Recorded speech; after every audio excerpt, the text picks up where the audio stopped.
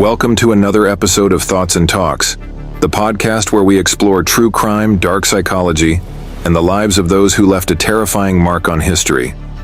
Tonight, we take a deep dive into the twisted mind of one of the most infamous serial killers of all time, Ted Bundy.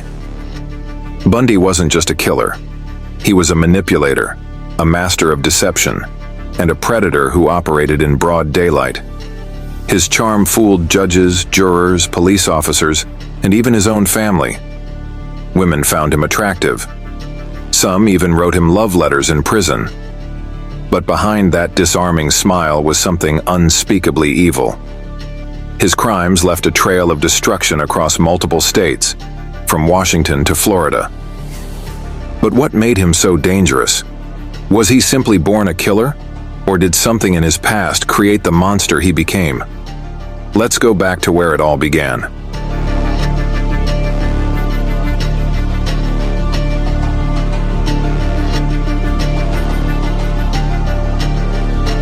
Theodore Robert Bundy was born on November 24, 1946 in Burlington, Vermont. Right from the start, his life was built on lies. For the first few years of his life, Bundy believed his mother, Louise, was his sister. His grandparents had raised him as their own child to hide the shame of an illegitimate birth. His grandfather was described as a violent and aggressive man, known for abusing animals and flying into rages. Some speculate that Bundy's psychopathy may have had early roots in this environment. Despite this, Bundy himself later denied that his childhood was traumatic. In interviews, he stated, "I grew up in a wonderful home, with two dedicated and loving parents." But others recall disturbing behaviors. One of Bundy's aunts told a chilling story. She once woke up in bed, only to find young Ted standing over her, staring silently, with kitchen knives carefully placed all around her. Even as a child, he displayed a fascination with violence. He enjoyed reading detective magazines that contained graphic crime scene photos. He was also obsessed with power, often stealing things simply for the thrill of getting away with it. By the time he was in high school, Bundy had become an expert at hiding his true self. He was polite, well-mannered, and blended into society effortlessly. But inside, something dark was already brewing.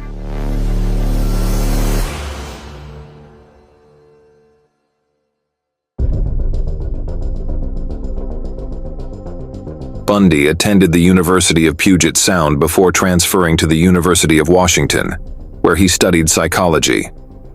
At this time, he began dating Stephanie Brooks, a wealthy and attractive young woman.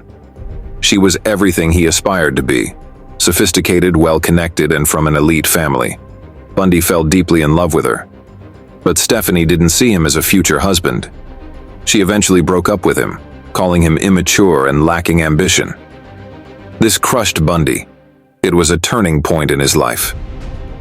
After the breakup, something changed. Friends noticed that Bundy became more withdrawn, secretive, and detached. It was around this time that young women began to disappear. The chilling part? Almost all of Bundy's victims resembled Stephanie.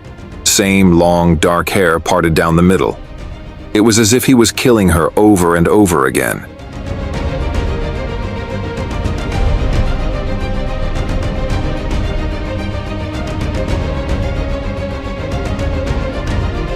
By 1974, Bundy had perfected his technique. He had developed a deceptive persona, often pretending to be injured or in need of help. He would approach women with a fake cast or crutches, asking for assistance loading books or getting to his car. Many women felt sorry for him. They saw a handsome, vulnerable man in need of help, and that was the last mistake they ever made. Once they were close enough, Bundy would strike, bludgeoning them with a crowbar or wrench.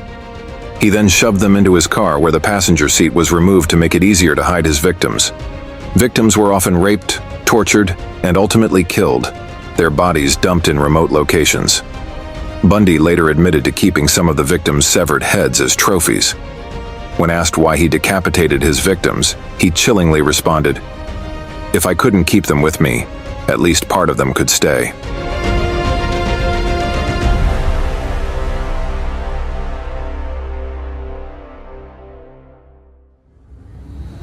Bundy's killing spree extended across multiple states. Washington, Oregon, Utah, Colorado, Idaho, Florida authorities were baffled. They knew a serial killer was at large, but they had no idea who he was. However, Bundy made a critical mistake. In 1975, he was pulled over by police in Utah. Inside his car, they found rope, handcuffs, a ski mask, a crowbar, and pantyhose with eye holes cut out. It was clear this wasn't normal. When questioned, Bundy smiled and said, "Oh, just some old junk." It wasn't enough to convict him of murder, but it was enough to get him arrested. Shortly after, survivor Carol Duranch identified him as the man who had tried to abduct her. This was Bundy's downfall.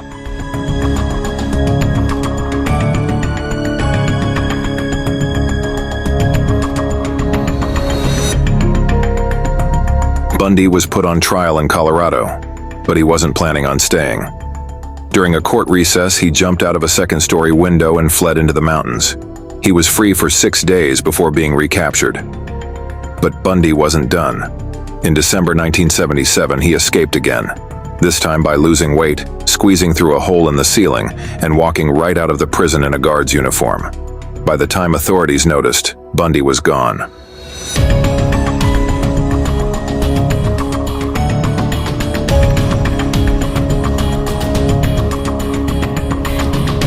Bundy made his way to Florida, where he committed some of his most horrific crimes.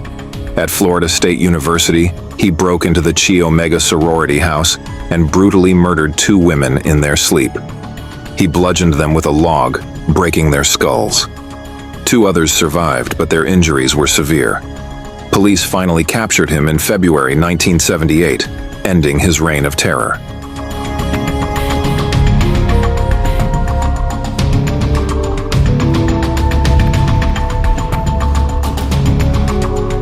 On January 24, 1989, Ted Bundy was executed in the electric chair. His last words, "I'd like to say to my family and friends, I love you. Goodbye." Outside the prison, crowds cheered, setting off fireworks. Finally, the nightmare was over.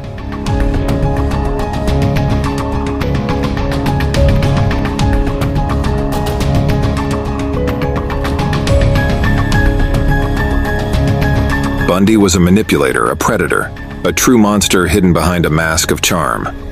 This has been Thoughts and Talks. If you enjoyed this deep dive, subscribe for more true crime stories.